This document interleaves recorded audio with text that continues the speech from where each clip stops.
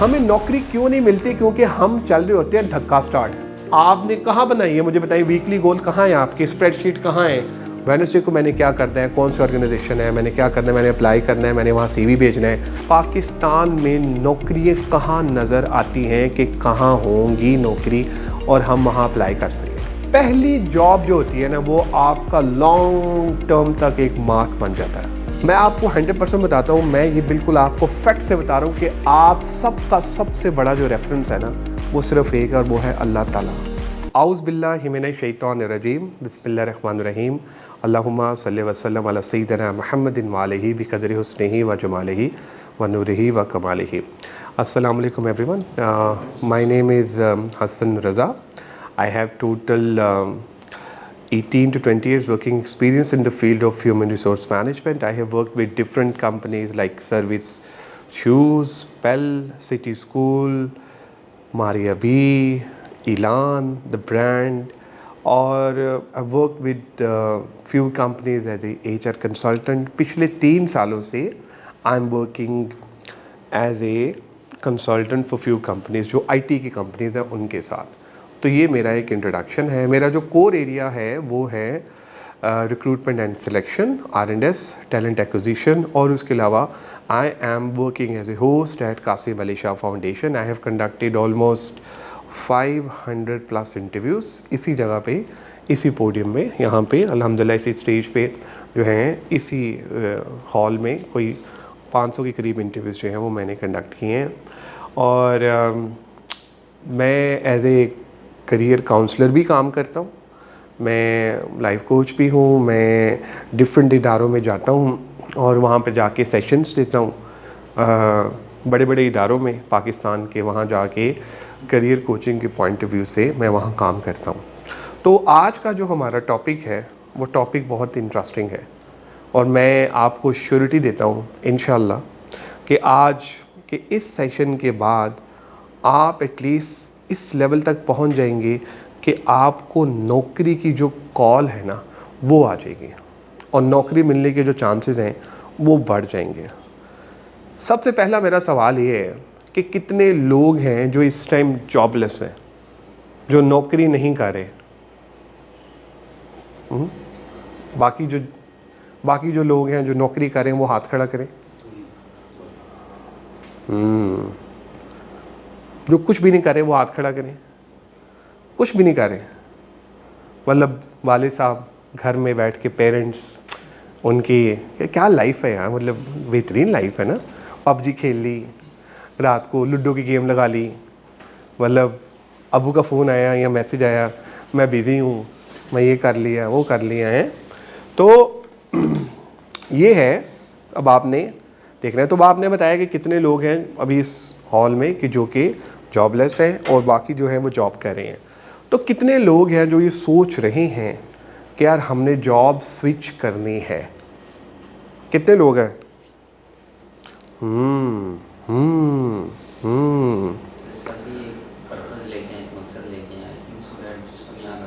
हाँ,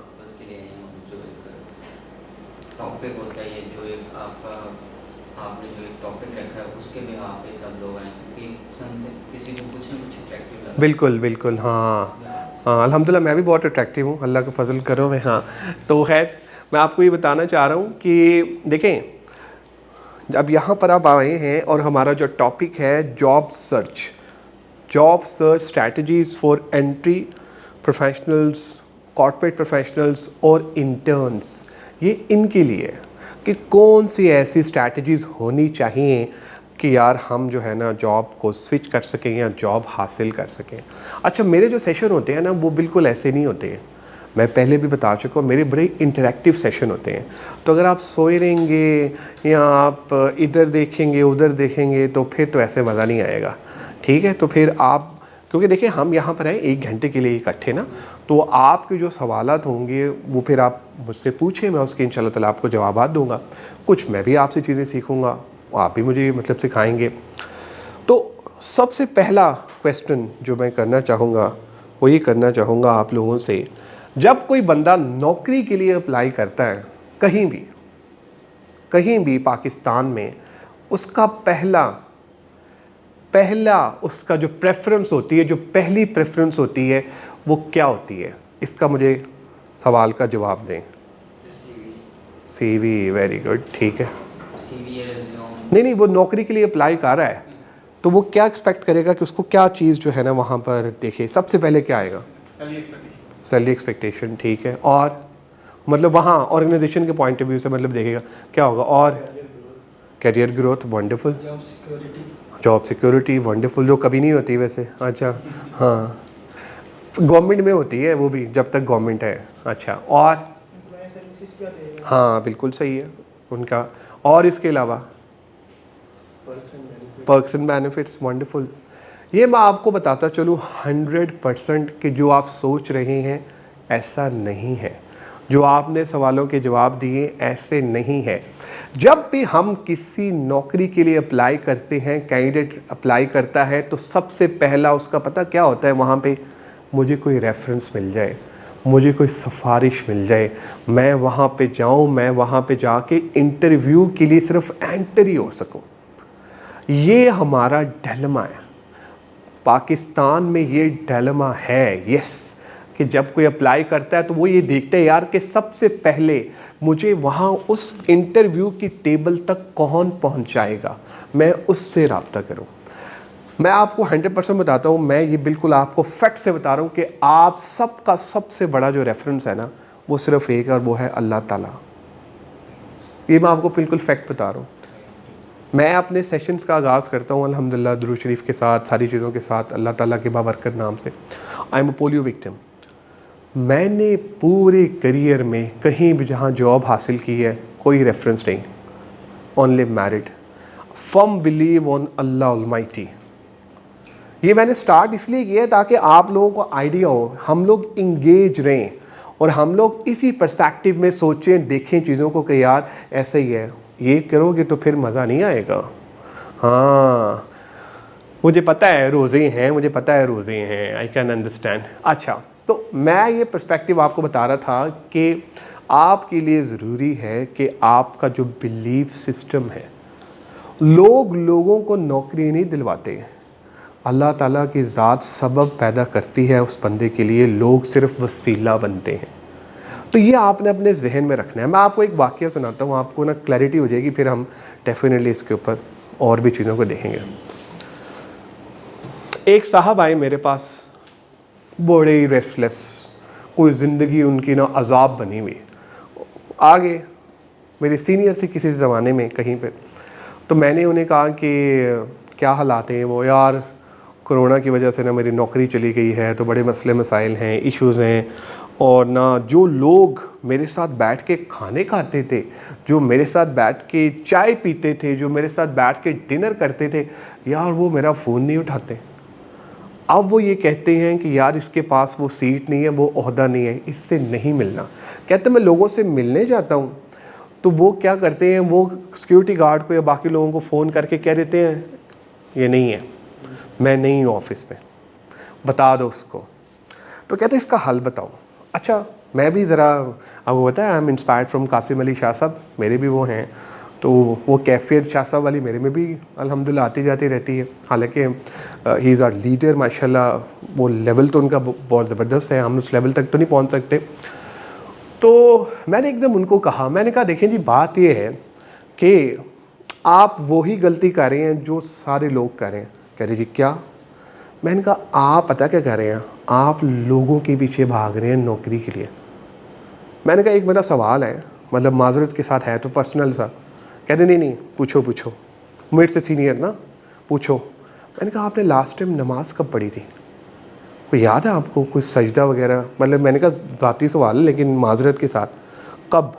उन्होंने कहा यार वो बड़ा अरसा हो गया। मैंने कहा सर एक रिक्वेस्ट है। कहते क्या? मैंने कहा आज ही घर जाएं और ना मसल्ले पे बैठ दें, मस्जिद चले जाएं और नमाज़ पढ़ें, और मदद सिर्फ जो है ना वो अल्लाह ताला की ज़ात से मांगें, आपको 100% जॉब मिलेगी। आप इमेजिन करें यार, लिटरली मैं आपको फैक्ट बता रहा हूँ, एग्जैक्ट 3 हफ्ते के बाद उनका मुझे फ़ोन आया। कहते यार मैं तेरा ना थैंक्स बोलना चाहता हूँ। मैंने कहा क्यों? यार मेरी ना नौकरी लग गई। मैंने कहा किसको कहा था? कहते जिसको तूने कहा था। मैंने कहा किसको? कहते अल्लाह ताला की ज़ात को। कहते मैं बैठ गया मस्जिद में, मैंने कहा यार इत्थों तद निकलांगे जो कम बनेगा। कहते वो बच्चे घर वाले मुझे लेने आ रहे हैं कि बाबा आ जाएगा। नहीं यार, कहते मैंने वहाँ पर जो है ना, वहाँ पर मैंने अपना फोकस किया अल्लाह ताला की ज़ात की तरफ, उनको एक अच्छी एज ए कंसल्टेंट नौकरी मिली। तो मैं अब आपको ये बताना चाह रहा हूँ, जो आज हम चीज़ें सीखेंगे वो जॉब सर्चिंग के पॉइंट ऑफ व्यू से भी ज़रूरी हैं, लेकिन आपका फर्म बिलीव होना ये ज़रूरी है कि राज़िक सिर्फ़ और सिर्फ अल्लाह ताला की ज़ात है और कोई नहीं है जो आपकी हेल्प करेगा या सपोर्ट करेगा। लोग वसीले ज़रूर बनते हैं, लेकिन अल्टीमेटली जो राज़िक है वो अल्लाह ताला की ज़ात है। तो ये हमने जो है ना वो फर्म बिलीव रखना है। मैंने आपको बता दिया कि I am basically HR professional, I do have 18-20 years working experience. Currently, I am working as a HR consultant for few startup companies. I am a founder of Tech Titans Pakistan. एक साहब यहाँ बैठे हैं, he knows me very well, follow भी करते हैं, बाकी लोग भी हैं।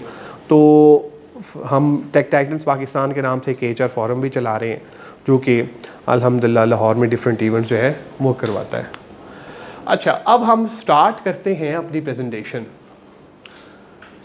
जब भी कोई जॉब सीकर होता है ना, वो उसके जहन में क्या चीज़ें चल रही होती हैं, उसके जहन में ये चीज़ें चल रही होती हैं अनसर्टेनिटी।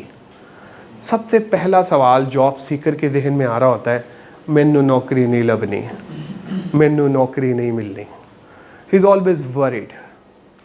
परसेप्शन अपने क्रिएट कर लेता है। जॉब सीकर क्या करता है, वो सोच रहा होता है मैं अप्लाई करूँगा, मुझे कॉल नहीं आएगी।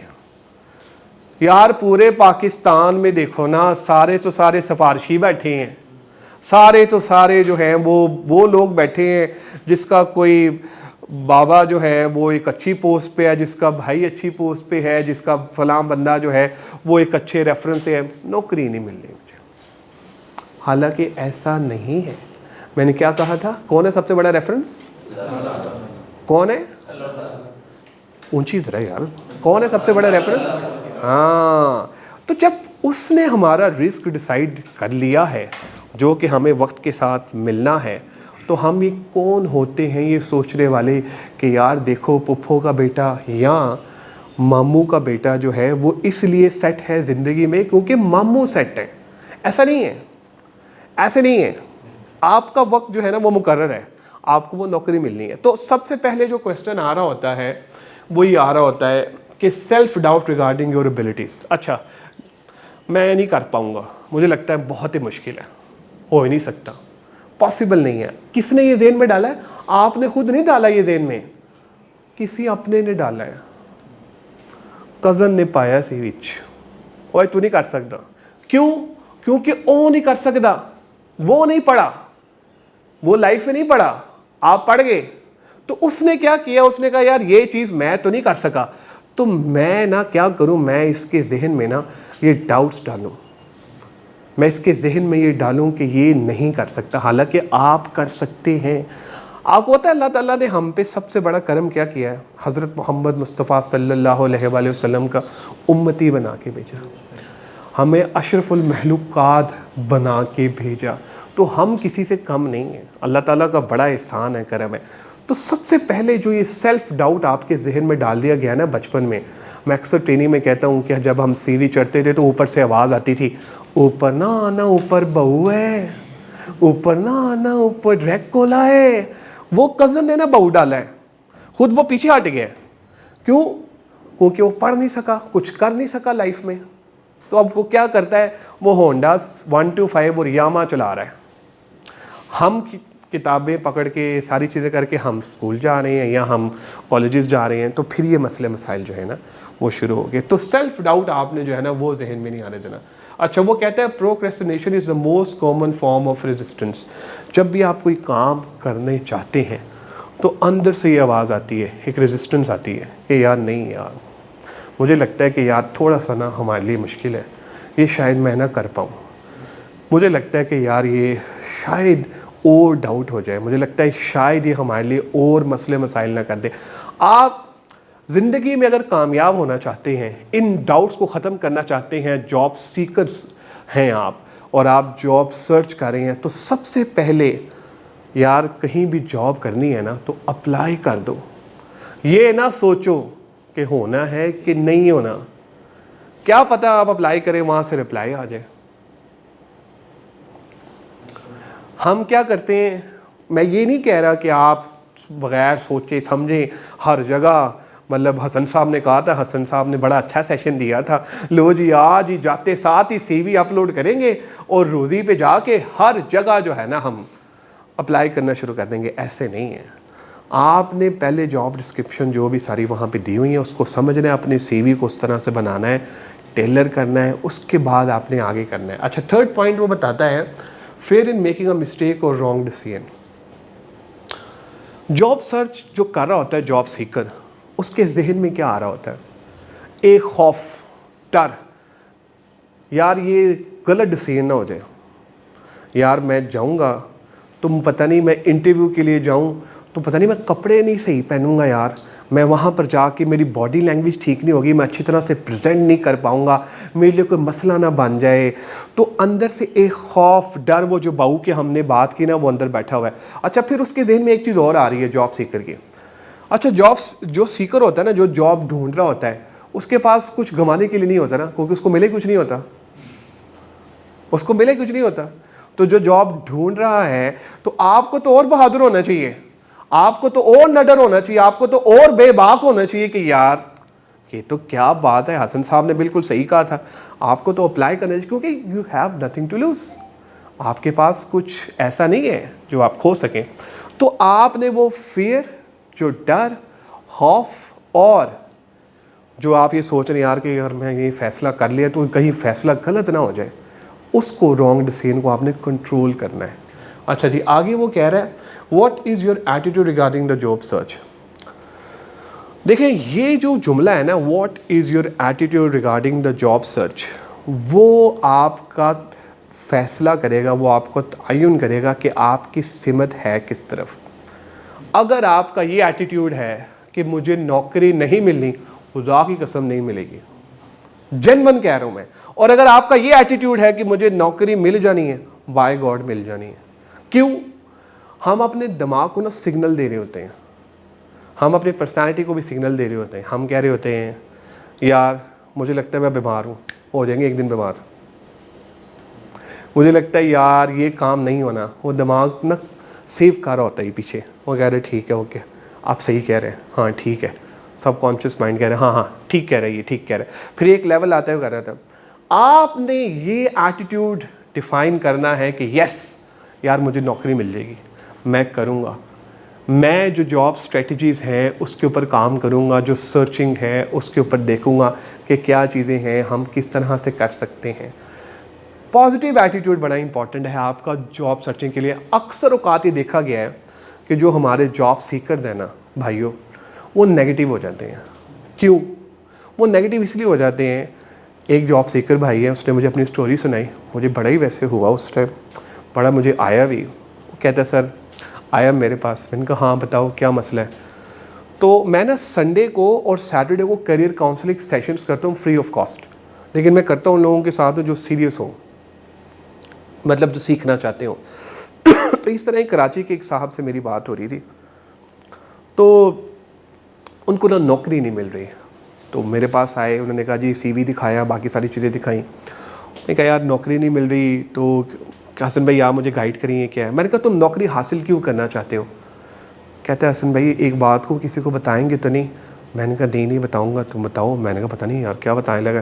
कहता है वो ना मुझे ना चाचू की बेटी बड़ी पसंद है, तो मैंने ना शादी करनी है उससे, तो चाचू ने शर्त ये रखी है कि जब ये जॉब करेगा और 1 लाख रुपया कमाएगा तो फिर मैं रिश्ता करूँगा इसका। तो मैंने कहा यही तुम्हारी ज़िंदगी का डिसीजन है, यही सोचा है तुमने कि यही करना है? कहता हाँ यही है, बस मैंने 1 लाख कमाना है, मुझे ये बता दें कि मैं 1 लाख जो है ना वो कैसे कमाऊँ। अच्छा मैंने कहा चलो ठीक है। मैंने उससे ना 10 सवाल पूछे, जो 10 सवाल जो रिलेटेड थे जिस जॉब के लिए वो अप्लाई कर रहा था। 10 में से 9 सवाल उसके गलत, तो 1 सवाल उसका ठीक। बाद में मुझे कहता क्या बनेगा? मैं कहा ना तो तेरा रिश्ता होना है ना तेरे नौकरी मिलनी है। बड़ा हंसा। कहता है सर क्या मतलब है। मैंने कहा यार देख ना तू तैयारी कर रहा है, ना कुड़ी वाले ने मनना तो ना नौकरी वाले ने मनना है। तो बात ये है कि तुम इसके ऊपर पूरा जो है ना पूरी स्ट्रेटजीज अपनी बनाओ कि तुमने किस तरह से लेके चलना है। अनफॉर्चुनेटली क्या हो रहा है, एटीट्यूड क्या है जो आजकल जो बच्चे आ रहे हैं माजरत के साथ, मैंने 10 सवाल पूछे तो 10 में से 10 के जवाब उसको नहीं आए। 11वां का मैंने पूछा कि what is your salary expectation, उसने कहा 1 लाख रुपया। अच्छा उसको वो याद है कि लाख रुपया लेना है, लेकिन उससे पहले उसको वो नहीं याद भट्ट साहब जो 9-10 सवाल हैं कि मुझे ये बताइए कि आप नौकरी क्यों करना चाहते हैं, आप इदारे के बारे में क्या जानते हैं, आप क्या चीज़ें देखना चाहते हैं। नहीं याद। क्या याद है? 1 लाख रुपया। क्या याद है? चाची की बेटी जिसके लिए उसने नौकरी करनी है। तो ये ज़िंदगी का एक ऑब्जेक्टिव है। अच्छा उसका ऑब्जेक्टिव ये गलत नहीं है।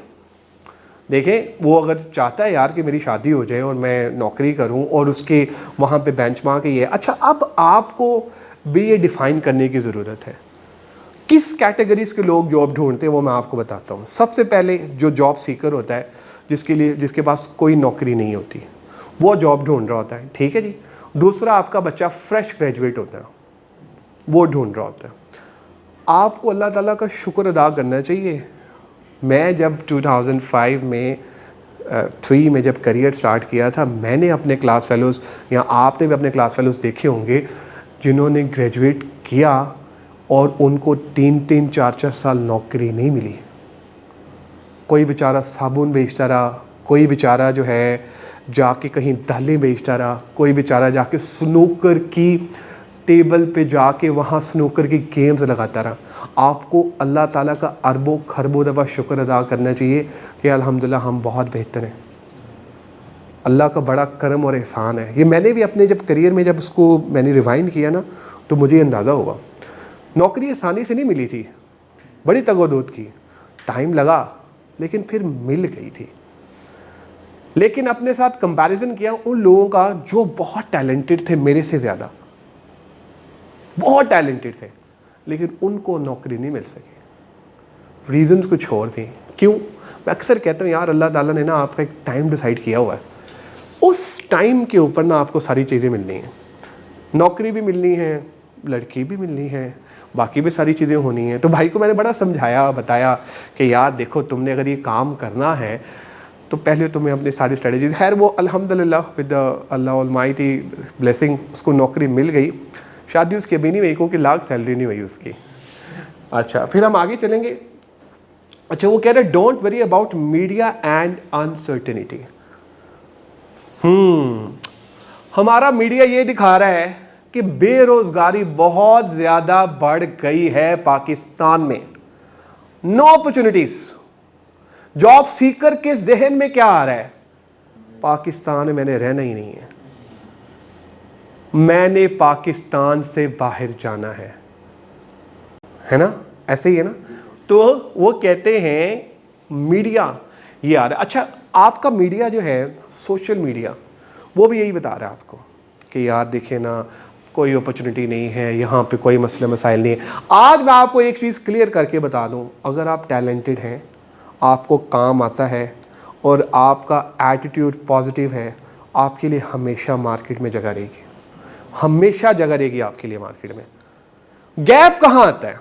मालिकान पता क्या कहते हैं? मालिकान कहते हैं कि यार हमें काम का बंदा नहीं मिलता। अच्छा नीचे बंदे कहते हैं हमें काम के मालिकान नहीं मिलते। अच्छा तो बंदा मेरे जैसा बंदा फिर सोचता है सिर पकड़े यार मैं क्या करूँगा। अच्छा क्योंकि मैं एज ए कंसल्टेंट काम कर रहा हूँ काफ़ी इदारों में, तो वहाँ पर मैं देखता हूँ, अक्सर मैं जाता हूँ तो सेठ साहब कहते हैं हसन भाई क्या हाल है। मैंने कहा जी ठीक ठाक, बैठ के चाय पियेंगे। मैंने कहा हाँ पिला दें, पी ली चाय। अब मुझे समझ आ गई कि यही बात करेंगे, यार कोई काम नहीं करता यार यहाँ पे, यार कोई काम नहीं करता यार, ये सारे मसले मसाइल हैं यहाँ पे, इश्यूज़ हैं ये वो। अच्छा जब वो कैंडिडेट्स के पास जाते हैं जब इंटरव्यू के लिए, सर हमें तो ना मालिकान ही अच्छे नहीं मिलते ये। अब देयर इज़ अ गैप। अब वो गैप कहाँ है कि आपस में ना there is a gap between employer and employees. अब उस गैप को हमने ख़त्म करना है, उस गैप का एक सोल्यूशन ढूंढना है कि गैप क्या है। हम अक्सर ये देखते हैं कि मालिकान को बिठा के उनसे बात करते हैं कि यार सर आपको आपकी क्या एक्सपेक्टेशन है, फिर हम एम्प्लॉय से बात करते हैं उनकी क्या एक्सपेक्टेशन है, फिर हम उनको मैच करते हैं। तो ये चीज़ जो है ना आजकल बड़े हमारे यहाँ पाकिस्तान में ये है।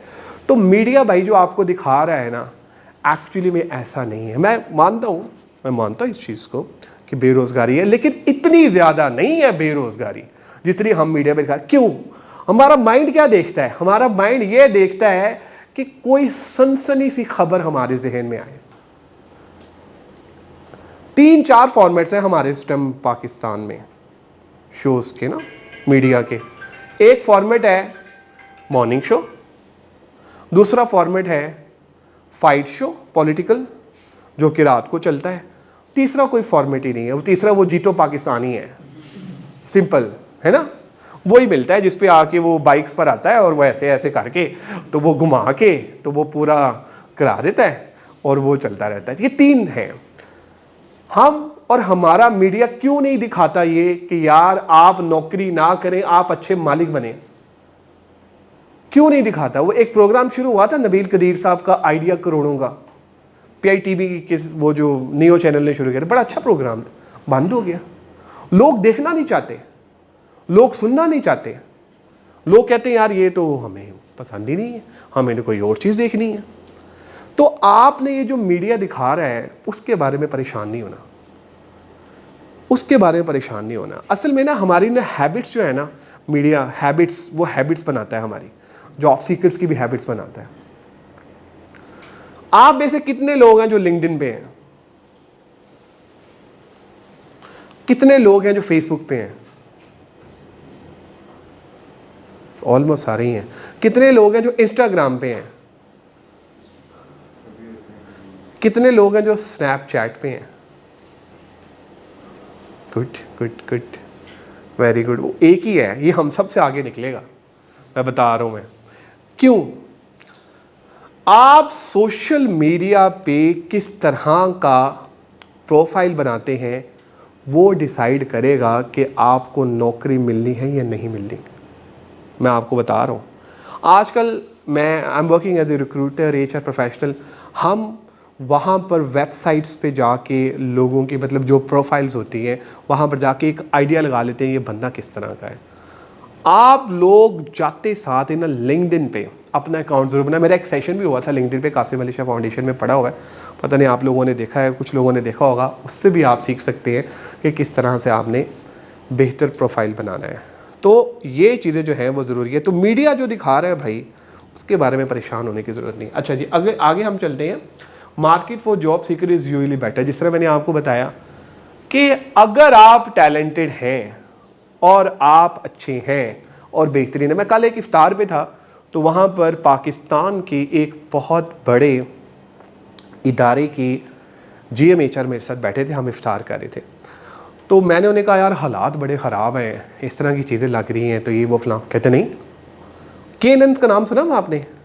केनेंस के सीनियर मैनेजर हैं, हमारे बड़े अच्छे दोस्त हैं, इरफान में मुझसे बातें भी रहते हैं यहाँ पे। उनसे मेरी बात हो रही थी तो मैंने कहा भाई फिर तुम भी बंदे शंदे काट रहे हो, की कर रहे हो? कहना नहीं, हम तो भर्ती कर रहे हैं, हम तो बंदे रख रहे हैं।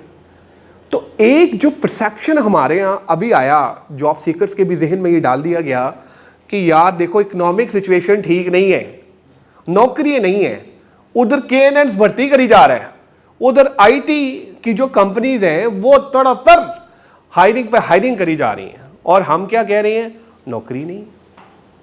अच्छा, जब हम ये कहते हैं कि नौकरी नहीं है तो हमारा ज़हन कहता है कि तुम ठीक कहते हो, तुम कहीं अप्लाई भी ना करो, ना लिंक्डइन पे जाओ, ना फेसबुक पे जाओ, ना रोज़ी पे जाओ, कहीं ना जाओ, घर बैठे रहो, अम्मी की, अब्बू की, चाचू की, भाइयों की, सबके ताने सुनो, तुम इसी काबिल हो। वो ये कहता है हमें, हमारा ज़हन फिर हमें ये कहता है, वो ये समझा देता है कि ये कर लो। हम आगे नहीं ना बढ़े होते। हमारी नाकामी की सबसे बड़ी वजह पता क्या होती है? हम खुद होते हैं। क्यों? हम अपने आप को हम सारी जिंदगी हमने गुजार दी सिर्फ और सिर्फ दूसरों के फीडबैक पे। क्या? मैंने गाड़ी ली, मैंने पूछा लोगों से कि मैं बताओ मेरी गाड़ी कैसी है, क्या बात है यार, ज़बरदस्त, वो बकवास है यार, वही ऐसी है, मैंने मान लिया उस चीज़ को। फिर क्या हुआ, मैंने नए कपड़े पहने, टी शर्ट और ये सारी चीज़ें। मैंने उससे पूछा मैं कैसा लग रहा हूँ, बहुत अच्छे लग रहे हो, मैंने मान लिया। बुरे लग रहे हो, मैंने मान लिया। शीशे के सामने खड़े हो के मैंने कभी ये नहीं कहा कि अल्हम्दुलिल्लाह अल्लाह पाक ने मेरे पे कितना करम किया हुआ। हम जॉब सीकर्स जब अप्लाई करते हैं तो वही सोच रहा होता है कि यार बस ये चीज़ें होनी, इसी तरह से होनी है। तो अगला मैं आपको पॉइंट बताऊंगा, ये हमेशा याद रखिएगा कि मार्केट हमेशा बेटर होती है अगर आप टैलेंटेड हैं। अगला है मैनी एम्प्लॉयज़ आर और will start hiring again, limited full time resigns. अच्छा, ये मैंने जो है ना थोड़ी सी उधर से ली थी कोविड की वजह से। कोविड जब आया ना, मैंने एक आगे फिगर जो है वो रखा हुआ मूवी, मैं आपको दिखाता हूँ। कोविड आया तो हर तरफ अनसर्टेनिटी, नाउमीदी। मुझे बड़ा टफ टाइम मिला वैसे कोविड में भी, लेकिन अल्लाह ने बड़ा प्यारा कम बैक भी किया, बहुत प्यारा कम बैक किया। वो कहते हैं ना कि हर मुश्किल के साथ आसानी होती है, ये हमारे कुरान पाक में है। तो वो आसानी आपने ढूंढनी होती है। तो अभी भी जो ये सिस्टम चल रहा है, सिलसिला चल रहा है, थोड़ी बहुत है, रिफ्ट है, लेकिन अभी मालिकान जो है ना वो दोबारा हायरिंग स्टार्ट कर रहे हैं, तो नाउम्मीद होने की ज़रूरत नहीं है। आगे चलते हैं। हाँ, वो कहता है कि what type of job you are seeking. मिसाल देता हूँ मैं आपको। वो कह रहा है कि यार किस किस्म की जॉब आपको चाहिए, लॉन्ग टर्म चाहिए या शॉर्ट टर्म चाहिए। मिसाल देता हूँ, मिसाल इस तरह से देता हूँ कि एक बंदा है, वो नौकरी छोड़ना चाह रहा है, उसका बॉस उसको तंग करता है, ठीक है, या फिर उसको सैलरी टाइम पे नहीं मिलती है, तो वो कहता है यार मैं ये नौकरी छोड़ दूँ, कोई ऐसे इदारे पे जाऊँ जहाँ पर कम से कम मुझे सैलरी तो टाइम पे मिले या क्या हो। अच्छा, उसे कहते हैं पार्किंग ऑर्गेनाइजेशन, जो थोड़े अरसे के लिए वो जा रहा होता है, अपने आप को ना पार्क कर रहा होता है कि यहाँ मैंने जाना है, उसे कहते हैं शॉर्ट टर्म। फिर उसके बाद वो जाते हैं लॉन्ग टर्म पे। आप लोग इधर आ जाएं, इधर आ जाएं, इधर आ जाएं, साथ साथ आ जाएं, एक आगे आ जाए एक पीछे आ जाए। हाँ, यहाँ पर आ जाओ, ठीक है। तो शॉर्ट टर्म मैंने आपको बताया कि एज ए पार्किंग ऑर्गेनाइजेशन आपने जाना होता है। वो कहते हैं यार मैं अप्लाई करता हूँ, थोड़ी कोई साल गुजार लूँगा, 6 महीने गुजार लूँगा, 7 महीने गुजार लूँगा, उसके बाद आगे अपना जो है ना वो प्लान करूँगा, देखूँगा किस तरह चीज़ें होती हैं। रीज़न्स क्या होती हैं, बॉस के साथ आपकी बन नहीं रही होती, या फिर सैलरी लेट मिल रही होती है, और इंटरनल इश्यूज़ होते हैं, कोई मालिकान के साथ कोई मसले मसाइल होते हैं, कोई कुलीग्स के साथ कोई बंदा नहीं अनकंफर्टेबल फील कर रहा होता है, बुलिंग हो रही होती है, आपकी मेंटल हेल्थ इफ़ेक्ट हो रही होती है, तो फिर बंदा सोचता है यार मैं फ़िलहाल यहाँ से एग्ज़िट करूँ। अच्छा, एक चीज़ जहन में रखिएगा, ये मैं आपको टिप दे रहा हूँ, जॉब में रहते जॉब ढूंढना बड़ा आसान है। जो ही आप जॉब से आउट हुए, लोग आपका फ़ोन भी नहीं उठाएंगे, लोग आपसे बात भी नहीं करेंगे। तो जब भी आपने नौकरी के लिए अप्लाई करना है, जॉब में रह के अप्लाई करना है। क्यों? अगर आप जॉब में रह के जॉब के लिए अप्लाई नहीं करेंगे तो फिर क्या होगा, आप सैलरी नेगोशिएशन भी ठीक तरीके से नहीं कर सकेंगे। अनफॉर्चुनेटली पाकिस्तान में एक डायलेमा है, वो डायलेमा ये है कि एक बंदा जब जॉबलेस होता है ना, उनको लगता है यार कि ये कम पैसों पे आ जाएगा, उनको लगता है ये कम पैसों पे आ जाएगा, और फिर वो कम पैसों पे रखते हैं उसको। अच्छा, अगला बंदा तो जॉब चाह रहा होता है कि यार मैंने नौकरी हासिल करनी है, और फिर क्या होता है, वो बंदा जो है ना वहाँ आके आगे जॉब के लिए अप्लाई कर रहा होता है। तो शॉर्ट टर्म के लिए तो आपने उसको रख लिया पैसों के लिए कि यार हमारे पैसे बच गए, 10,000 बच गया, 20,000 बच गया, लेकिन लॉन्ग टर्म के लिए आपने उस एम्प्लॉय को गंवा दिया। ये मैं अक्सर सेठ साहिबान के साथ जब बैठता हूँ, सीईओज़ के साथ, तो मैं उनको समझाता हूँ कि अगर एक बंदा इतनी सैलरी मांग रहा है, उसको 10,000 ज़्यादा दे दो, वो रुक जाएगा। हमारे यहाँ ना पाकिस्तान में एक बड़ी अच्छी चीज़ है, वो है लिहाज। हम जज्बाती कौम है ना, हम ज़रा कर लेंगे यार उसने मेरा ख्याल रखा था, मैं नहीं जाऊँगा। तो ये है, तो एक है शॉर्ट टर्म और दूसरा है लॉन्ग टर्म। अब आप एक चीज़ सोच रहे हैं यार कि मैंने ना सोचा है कि मैंने इस सेक्टर में काम करना है और मैंने अपना प्लान बनाना है यार कि 3 साल के, 5 साल के मैंने गोल्स बनाने। आगे भी जाके हम उस पर बात करेंगे कि जो हमारे गोल्स हैं वो क्या होने चाहिए, आगे जाके मुझसे बात करें। तो लॉन्ग टर्म प्लान भी आपका ये होना चाहिए किसी भी इदारे में जब आप काम करें, तो आप सोचें यार मैंने 5 साल या 7 साल मैंने यहाँ पर गुजारने हैं और फिर मैं आगे मूव करूँगा। अच्छा जी, आगे चलते हैं जी। पे बिल्स गेट एक्सपीरियंस और बहुत, हाँ शॉर्ट टर्म बंदा ये सोचता है यार कि जब मैं नौकरी के लिए अप्लाई करूँगा या मैं नौकरी चेंज करूँगा तो घर के अखराजात जो है ना मिनिमम किचन के वो चलना चाहिए, शॉर्ट टर्म बंदा सोच रहे हैं। और मेरे जो है ना मतलब वो जो करियाना स्टोर जिससे मैं सारी चीज़ें लेता हूँ वो चलनी चाहिए, बिल्स वगैरह जो है वो पे होने चाहिए, जो थोड़ा सा ना कोई एक्सपीरियंस भी ले लेंगे। सम टाइम बंदा कहता है यार कि चलो ज़िंदगी में कोई मज़ा नहीं आ रहा, कोई ट्विस्ट नहीं आ रहा, तो ज़रा मूव करके देखते हैं। मेरा ख्याल है कि ऐसा मूव नहीं करना चाहिए, क्योंकि मूव लगाने से कमर में गुजरा आसानी तो हो जाती है लेकिन कई दफ़ा चुक भी पड़ जाती है। तो आपने जॉब के लिए मूव करना है तो बेहतर तरीके से मूव करना है। आपको ये पता होना चाहिए कि यार देखो मैं जहाँ जा रहा हूँ उस इदारे के लवाजमात क्या हैं, उस इदारे का कल्चर क्या है, ये इम्पॉर्टेंट है। आगे चलते हैं जी। अच्छा, वो कहते हैं where are you likely to have a success. अच्छा, ये मैं आपको ना खोल के दिखाता हूँ। ये मैं आपको आपके लिए मैं ढूंढ के लाया था कि ये डाटा मैं लाया था कि कोरोना के टाइम में इंटरनेशनली जो पोजीशंस फ्रीज हुई थी, जो हायरिंग फ्रीज हुई थी, वो किस किस सेक्टर में हुई थी और कहाँ कहाँ हायरिंग हुई, बेइंतहा हुई। जैसे मैं आईटी सेक्टर में हूँ तो कोरोना में वो वाहिद ऐसा था आईटी सेक्टर जहाँ पर बहुत हायरिंग हुई। अब ये मैं आपको नीचे बताता हूँ, ये एक रिपोर्ट है, इंटरनेशनल रिपोर्ट, ये मैं आपके लिए स्पेशल डाटा जो था ना वो लेकर आया हूँ। Industries with the most hiring freeze and lay off, tracking 7,853 companies. ये लाइव अपडेट्स हैं उस टाइम की। सबसे पहले बताता है कि ट्रैवल एंड ट्रांसपोर्टेशन 78% तक, 78% तक लोगों को ले ऑफ किया गया। ट्रांसपोर्टेशन नहीं चल रही थी, कुछ नहीं हो रहा था, बंद थी, होटल मैनेजमेंट बंद थी, सारी चीज़ें बंद थी। एम्प्लॉइज़ को ट्रैवल एंड ट्रांसपोर्टेशन में निकाला गया, सबसे ज़्यादा ले ऑफ्स हुए। सेकेंड, हॉस्पिटैलिटी सेक्टर, ये जिसका मैंने आपको बताया, होटल्स वगैरह हैं, यहाँ पर बड़े हुए। अकाउंटिंग में 67% फ्रीज और ले ऑफ। अच्छा, देयर इज़ अ कॉन्सेप्ट, आप ये जहन में रखिएगा क्योंकि आप जॉब सीकर्स हैं। फ्रीज वो वाली होती है जो कि पोजीशन रोक दी जाती है, फ्रीज कर दी जाती है पोजीशन को, और वो बताया जाता है यार अभी हम इस पर काम नहीं कर रहे हैं, हम इंशाल्लाह ताला काम स्टार्ट करेंगे, हम देखेंगे। कोरोना के दिनों में ऐसा भी हुआ कि लोगों ने नौकरियां छोड़ के अगली नौकरी के लिए अप्लाई किया, जहां पर लोगों ने अप्लाई किया वहां पर फ्रीज होगी पोजीशंस, तो लोग पिछली नौकरी से भी चले गए और जहां पर जाना था वहां से भी चले गए। ये लोग भी जॉबलेस हुए। ऐसे लोग भी मैंने देखे कि जिन्होंने रिज़ाइन किया था और उनको आइडिया ही नहीं था कि कोरोना आ जाना है और उन्होंने आगे जाना था, वो आगे जाने की बजाय वो उससे भी चले गए।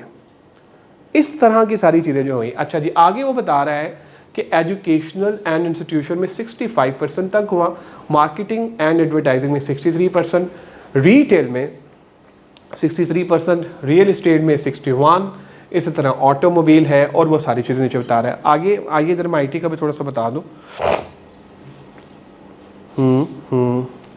अब ये देखें, कंज्यूमर गुड्स में 49% बता रहा है प्रोडक्टिविटी, एंड सॉफ्टवेयर में 46, काउंसलिंग एंड सर्विसेज में 46। इसी तरह से वो नीचे जो है वो नंबर दे रहा है। कितना मज़े का नंबर है आईटी का, वो देखिए सारा ग्रीन नज़र आ रहा है आपको, सारा green, no freeze, no lay off, बड़े मिनिमम से ले ऑफ्स हुए। वहाँ पर आप देखें हेल्थ केयर में थोड़े से जगहों पे हुए, बाकी जगहों पे नहीं हुए। अच्छा, क्योंकि ये इंटरनेशनल डाटा है, हमारा जो पाकिस्तान का डाटा है वो थोड़ा सा डिफरेंट होगा। तो मैं ये मुझे बड़ी अच्छी एक हमारा एक बड़ा अच्छा दोस्त है, वो असल में इन चीज़ों पे काम करता है, तो वो मुझे बता रहा था कि ये एक बड़ी अच्छी एक चीज़ है जो आप देखें। अच्छा, लीगल में वो बताता है कि हायरिंग हुई, हायरिंग फ्रीज इतने % हुई और ले ऑफ इतने थे, और कंस्ट्रक्शन में वो बता रहे 35% फ्रीज और ले ऑफ। इसी तरह एग्रीकल्चर का बता रहे कितने थे और ये थे। अच्छा, अब नीचे आइए ज़रा, हाँ ठीक है, बस वापस आ जाइए उस पर। तो ये वो चीज़ें थी जो कि कोरोना के टाइम में भी हुई। अब अल्हम्दुलिल्लाह नाउ वी आर ऑन अल्हम्दुलिल्लाह रिकवरिंग फेस, अल्लाह का फजल करम है। तो अब जो चीज़ें हैं ना वो उस तरह से नहीं है। अभी इस टाइम सिर्फ जो इकनॉमिक मेल्ट डाउन है उसका थोड़ा सा है मसला, लेकिन उस तरह से इश्यूज़ नहीं है। अगर आप प्रिपेयर्ड हैं, अगर आप में टैलेंट है और आप ये समझते हैं कि मैं नौकरी हासिल कर लूँगा, और अगर आपने अपनी स्ट्रेटजीज अच्छी बनाई हैं तो फिर आपको जॉब मिल जाएगी। अच्छा जी, ये वही डाटा है कि unemployment went from 4% to 20% in a month. ये एक महीने के अंदर 4% से 20% के ऊपर अनएम्प्लॉयमेंट चली गई। ये ग्लोबली डाटा है, जब कोरोना आया तो ये उस लेवल पे चीज़ें जो थी वो जा चुकी हुई थी। अच्छा जी, अब वो कहते हैं कि देखिए हमें नाउ अब हमने बता दिया प्रॉब्लम्स क्या हैं, इश्यूज़ क्या हैं, मसले मसाइल क्या हैं, ना ऑन द व्हाट नेक्स्ट। अब आपका सवाल ही होना चाहिए सर बड़ा अच्छा है, बड़ा ज़बरदस्त आपने बता दिया कि ठीक है जी हमने ये मसले मसाइल आ रहे हैं, हमने वो डिस्कस भी कर लिया कि उसको रिश्ता नहीं मिल रहा था, ये भी चीज़ें हो रही थी। Now what is the solution? Solution क्या है? सोल्यूशन ये है कि stay focus, look at the scope of your job search. अच्छा, पहले बैठ के एक एक्सेल की फाइल पे या जो वर्ड का जो डॉक्यूमेंट है ना उस पे अपना स्कोप लिखें कि यार मैंने जॉब कैसी सर्च करनी है, मैंने जॉब क्यों सर्च करनी है, मैंने जॉब सर्च करनी है तो कहाँ सर्च करनी है, किस सेक्टर में मैंने जाना है, किस पोजीशन के लिए मैंने अप्लाई करना है। अगर मैं इस पोजीशन के लिए अप्लाई करूँगा तो मेरी ये स्ट्रेटजी होगी, अगर मैं यहाँ जाऊँगा इस सेक्टर में जाऊँगा तो मेरा ये चीज़ें होंगी जो मैं करूँगा। मिसाल देता हूँ मैं आपको, मिसाल क्या है, जब कोई जॉब सीकर जॉब के लिए अप्लाई करता है सबसे पहले पता है वो क्या देखता है? लोकेशन, मेरे घर से कितनी दूर है या मेरे घर से कितनी पास है, वो सबसे पहले ये देखता है कि यार ये कितना इंपॉर्टेंट है ज्योग्राफिकली। तो आप जब बैठें तो आप ना एक पेज पे ये सारी चीज़ें लिखें कि यार ये मैंने करना है। अच्छा, एज ए कॉम या माजरत के साथ कुछ लोग जो हैं हमारे वो लिखने पढ़ने में कुछ नहीं, मतलब उनको बड़ा मसला होता है। अब मैं जैसे किताबें और आर्टिकल्स बहुत पढ़ता हूँ तो मेरा एक्सपोजर माशाल्लाह बड़ा अल्हम्दुलिल्लाह बेहतर हो रहा है। आप जब चीज़ें लिख लेते हैं ना तो वो आपके ना मेमोरी में ना कहीं आ जाती हैं। तो आप लिख के जब उसको अपने जहन में बिठाएंगे ना तो वो आएगा। तो सबसे पहले जो आपने स्कोप डिफाइन करना है अपने जॉब सर्च का वो है ज्योग्राफिकली कि यार अगर मेरे लिए कोई लोकेशन है बेहतर है तो वो लोकेशन कहाँ होगी। दूसरी चीज़ इंडस्ट्री, यार मैंने इस इंडस्ट्री में जाना है। तीसरा जॉब टाइटल, मिसाल है आप ये चाहते हैं कि मैं एक मार्केटिंग मैनेजर बनना चाहता हूँ तो आप लिखें कि मैं एक मार्केटिंग मैनेजर बनना चाहता हूँ। अब उस मार्केटिंग मैनेजर बनने के लिए आपको या अप्लाई करने के लिए इधर इज़ अ रोड मैप, वो रोड मैप क्या है आप वो देखें। उसके बाद चौथी चीज़ है जो कि अक्सर जॉब सीकर्स देखते हैं, कहते हैं कि यार देखो ऑर्गेनाइजेशन का जो साइज़ है ना वो बड़ा मैटर करता है। मैं छोटे स्टार्टअप में नहीं जाना चाहता, बहुत सारे लोगों की होती है। कई लोग होते हैं वो कहते हैं मैं बड़ी कंपनीज़ में नहीं जाना चाहता, मैं स्टार्टअप में जाके सीखना चाहता हूँ। अब ये आपके अपने ऊपर डिपेंड करता है भाइयों कि आप किस तरह से चीज़ों को देखते हैं। अगर आप ये समझते हैं कि यार मुझे बड़े इदारे में काम करना चाहिए तो आपको स्ट्रेटजीज़ फिर वैसी बनानी पड़ेंगी। बड़े इदारे के डायनामिक्स ना डिफरेंट होते हैं, उनके चैलेंजेस डिफरेंट होते हैं। इसी तरह जो स्टार्टअप होता है उसके डायनामिक्स डिफरेंट होते हैं, उसके चैलेंजेस डिफरेंट होते हैं। मैं मिसाल इस तरह से देता हूँ, छोटे इदारे में जब आप काम करते हैं ना स्टार्टअप में, आप बहुत कुछ सीखते हैं। मैं आपको ये मशवरा दूंगा, ये मेरी सजेशन है, बाकी खैर आपकी मेरा एक्सपोजर भी एक्सपीरियंस भी है। अगर तो आपकी पहली नौकरी है ना, वहाँ पर नौकरी करें जहाँ पर आपको सारे काम करने को मिलते हैं। क्यों? आप सीखेंगे बहुत। अच्छा, वहाँ पर कोई टफ बॉस मिल सकता है आपको। मिसाल है, जैसे मैं अक्सर कहता हूँ और अक्सर देखता हूँ कि कई दफ़ा ऐसे होता है कि आपने MBA किया होता है, BBA किया होता है, MCS किया होता है, BBIT किया होता है या BSIT किया होता है, आपको अपने मतलब के मुताबिक नौकरी नहीं मिलती है। वो ना पंजाबी में ना कहते हैं कि यार वो अड़ जाना होता है कहीं, एक दफ़ा वो आप कहीं ना कहीं सेटल हो जाएं। आप जब नौकरी पे लग जाएंगे ना, शुरू में मैंने कहा था ना, नौकरी पे रह के नौकरी ढूंढना बड़ा आसान है, नौकरी ढूंढना बड़ा आसान है। तो आपके लिए ज़रूरी ये है कि आपको जब कोई जॉब मिले तो आप वहाँ पर जाइए, अप्लाई करें। अब अगर आपको नौकरी मिलती है तो वहाँ पर ना डिफरेंट किस्म के इन्वायरमेंट होगा, आपको वहाँ पे डिफरेंट किस्म के चैलेंजेस होंगे। मिसाल के तौर पे पहले दिन आप जाते हैं तो आपको आपका सीनियर कह सकता है, मिसाल है, ऐसा होता नहीं है, मेरे साथ तो खैर हुआ हुआ है, लेकिन मैं आपको बता रहा हूँ। आप जाते हैं और आपने MBA किया हुआ है और BBA, इस तरह कोट शोट पहना हुआ है और आप ज़बरदस्त यो स्टाइल के साथ जा रहे हैं, तो अगला आपको कहता है जाओ ऊपर से 2 कप चाय लेकर आओ, नीचे मेहमान आए, इनको चाय पिलानी है। अब आप उसे कहेंगे कि यार नौकरी ये तो नहीं थी, मैं क्या करूँगा। मेरे साथ ही हुआ वैसे 2005 में ना, तो मैंने एक इदारे में इंटर्नशिप की, तो वहाँ पर मैं पहले दूसरे दिन गया, मेरे पास नौकरी नहीं थी। तो जॉब सीकर्स के ना, मैं आपको वो बता रहा हूँ कि किस तरह से उनके पैटर्न्स होते हैं। तो जब मैं गया तो इंटर्नशिप की, तो मैंने इंटर्नशिप मुझे मिली कैसी थी, CVs जो होते हैं ना, CVs, वो CVs के ना प्रिंट्स लेके जाके ना मैंने ऐसे दरवाज़ा खटखटा के ना देता था, क्योंकि उस टाइम सोशल मीडिया तो था नहीं। तो मैंने एक जगह पे जमा कराया, उन्होंने कहा जी आ जाओ, आज ही आ जाए आप। मैं चला गया अंदर, तो उसने मुझे बिठाया इस टाइम, मैंने कहा यार बड़ा ज़बरदस्त है। उसने कहा जी हम आपको 2500 देंगे इंटर्नशिप के, तो आप नहीं करना है। मैंने कहा ठीक है, ले जी। उसने कहा जी कल से आप आ जाए। मैं चला गया। कल से जब मैं गया तो मैंने देखा, मैंने ऐसे कोट शोट पहना, तब मैं बड़ा मम्मी डैडी होता था ना, बड़ा मतलब यो स्टाइल। अब तो खैर मैं नहीं रहा। तो मैं जब गया अंदर एंटर हुआ तो उसने कहा बैठो, यहाँ बैठना आपने। मैं बैठ गया, वो रिसेप्शनिस्ट ने मुझे बिठा दिया। कहती तुमने ना फ़ोन सुनने हैं। कहा यार मैंने HR किया हुआ, मैं क्या करूँगा। कहते नहीं तुमने फ़ोन सुनने हैं। अच्छा ठीक है ओके। मैं बैठ गया, फ़ोन सुन रहा हूँ। तो थोड़ी सा देर बाद वही साहब आए, कहते हैं ऊपर जाओ, ऊपर से ना 2 कप चाय बना के लाओ। मैंने कहा यार ये क्या। अच्छा क्योंकि मुझे पोलियो भी है, तो वो जो सीढ़ियाँ थी ना, वो ऐसी छोटी छोटी सीढ़ियाँ थी, तो मेरे लिए चढ़ना भी ना थोड़ा मुश्किल था। लेकिन मैंने उससे कुछ नहीं कहा, क्योंकि मुझे नौकरी की ज़रूरत थी। मैंने उसे कुछ नहीं कहा। मैंने कहा यार कोई मसला नहीं है, चलाए चल रहे, कुछ नहीं होता। ले जी अगले दिन उसने मुझे कहा कि ऊपर बर्तन है वो भी धो जाके। मैंने कहा यार ये क्या है। अच्छा नौकरी क्योंकि थी नहीं, और घर के भी मतलब कुछ चीज़ें जो थी वो चलानी नहीं। खैर अल्हम्दुलिल्लाह अल्लाह का करम है, वेल ऑफ। लेकिन ये फिर भी पीछे से मुझे था कि खुद से अपना काम कुछ करना है। अगले दिन उससे मुझसे बर्तन धुलवाए, मैंने बर्तन धो लिए।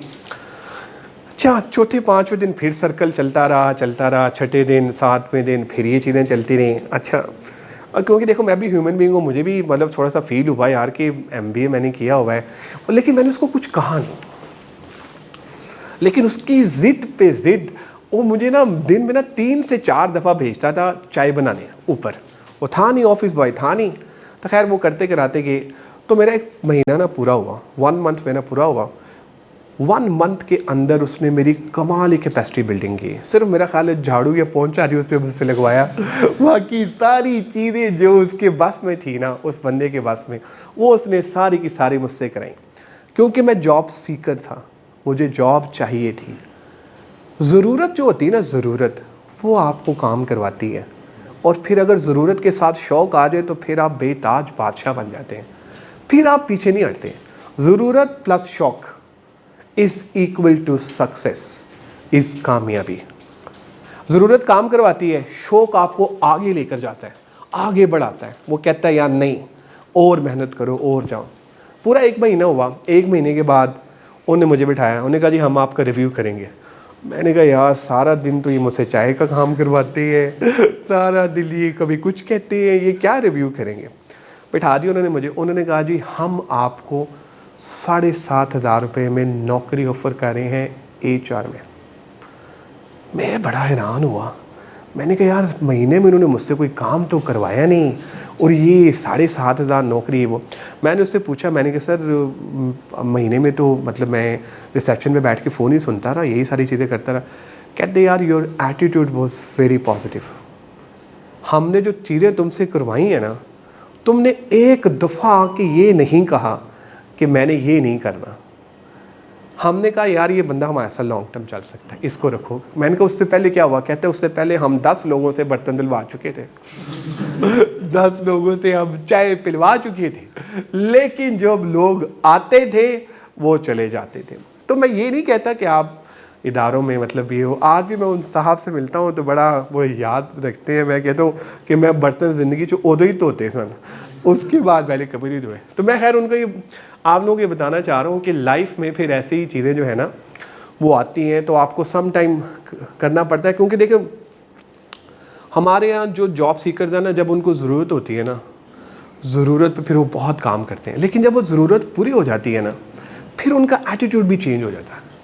वो कहते हैं नहीं, मैं आपको एक टिप दे रहा हूँ, ये भाइयों वाला मशवरा है कि जिस बंदे ने या जिस ऑर्गेनाइजेशन ने आपका मुश्किल वक्त में साथ दिया है ना, उसको कभी ना छोड़ें, कभी ना छोड़ें। पर्सनल लेवल पे भी जो दोस्त है, भाई है, इवन बहन है, बीवी है, अगर एक है तो मैं उसका कह रहा हूँ ऑर्गेनाइजेशन है, अगर उन्होंने आपका साथ दिया ना फिर उनको ना छोड़ें, क्योंकि रख रखाव बड़ा ज़रूरी है, चीज़ें बड़ी ज़रूरी हैं। अच्छा जी, अब हम आगे चलते हैं। अब वो बता रहा है कि look to continuously improve, assess the process. अब आपने स्कोप ऑफ वर्क बना लिया अपना, अब आपने ये डिसाइड कर लिया कि यार देखो ये इस तरह से चीज़ें हैं, मैंने ये सारी चीज़ें करनी हैं। अब आपने क्या करना है, हर महीने के बाद 2 महीने के बाद अपनी स्ट्रेटजी के ऊपर काम करना है। एक चीज़ मैं आपको और बता दूं, नौकरी हासिल करने के लिए आपको अपनी स्किल्स के ऊपर काम करना पड़ेगा डिग्री के साथ साथ। ये बात जहन में रखें।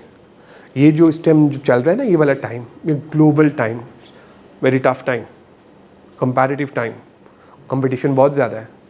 यहाँ पर जो लोग हैं वो आप देखें ना, आपके इर्द गिर्द जो कितनी यूनिवर्सिटीज़ खुल गई हैं, तो कितना कंपटीशन है, अब बहुत ज़्यादा कंपटीशन है।